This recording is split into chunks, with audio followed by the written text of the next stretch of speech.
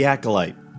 Highly divisive Star Wars series, probably the most divisive Star Wars series to date, making the prequels look like nothing and making the sequels look like nothing compared to the divisiveness that this new series has caused. So, D23 is coming up this weekend, and there is going to be a lot of Star Wars announcements from this. So what we can expect is probably some kind of preview of Andor Season 2, some kind of new preview of Skeleton Crew, some update on The Mandalorian and Grogu, and probably some small updates on the Rey film, the Sean Levy film, as well as others. I wouldn't expect anything on the Dave Filoni film because he's currently writing Ahsoka Season 2, and all we know for sure on his crossover film is that he has written an intro that he likes. So, Ahsoka Season 2, we know it's being written, probably won't get anything of it. But what we're going to be focusing on is what we could see in The Acolyte. And I would say probably not much, based on the numbers, specifically from the series. So, the ratings for The Acolyte were not good. For several episodes, they didn't even chart in Nielsen's Streaming Originals chart. Now, this may not sound like a big deal, but it is. The 4th episode, the 5th episode, and the 6th episode failed to crack Nielsen's Streaming Originals chart. Which means, and they measure this in minutes, by the way, not viewers, it's measured in watch minutes.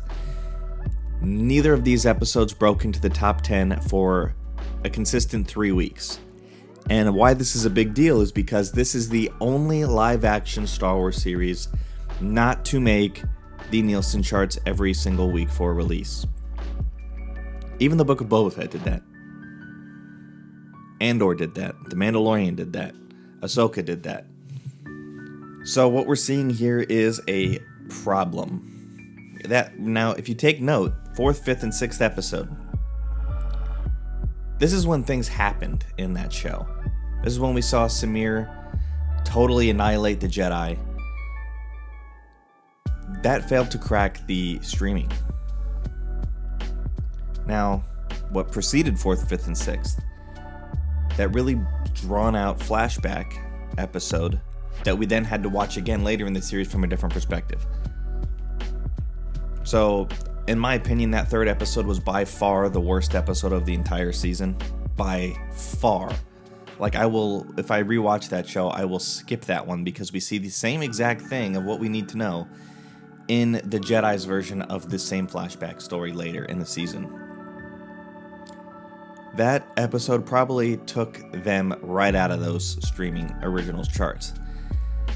I know several of my friends gave up after that episode. They did not continue with the show. So 4th, 5th, and 6th episodes took a big hit because of how poor the 3rd episode was. You're seeing this play out through these Nielsen Streaming Originals charts where they did not crack that. 7th and 8th episode, they probably cracked it because word of mouth about Kelnaka with the saber probably came out. Lot of people unhappy with the direction of this show. A lot of people not understanding why they introduced us to all of these characters that we should emotionally invest in only to kill them off before the midway point in the show. Can't say I blame them. I am not a fan of that. The only character by the time the show was ending that I was actually invested in was Samir. Not good news for the Acolyte. So I would say don't expect a season 2. The original pilot for the show, the original script, the original rundown for the show, the original treatment for the show, 2 seasons. 2-season roadmap. I would not expect that anymore. Now, Lucasfilm might stick to their guns and give them a 2nd season to wrap up the story. Although technically you might as well have wrapped up the story now, considering all but 2 of the characters are dead. 3 of the characters are dead. And given the cost that this took to make, worlds more per episode than The Mandalorian, than Ahsoka, than the Book of Boba Fett, than Andor. and dismal ratings. 4th, 5th, and 6th episodes. Not even cracking it. Bad sign. Or good sign, depending on which side you're on of this. Personally, I don't think we should do an Acolyte Season 2. I think it's more damaging to the franchise than it is helpful. Maybe keep Samir. Keep Plagueis. Make Vernestra Rao the character that she was supposed to be in the High Republic books. And scrap everything else. That's just my opinion. But let me know what you guys think about this in the comment section down below. What are your thoughts on the Acolyte Season 2? Did you stop watching? What was your least favorite episode, most favorite episode? What characters are you still invested in?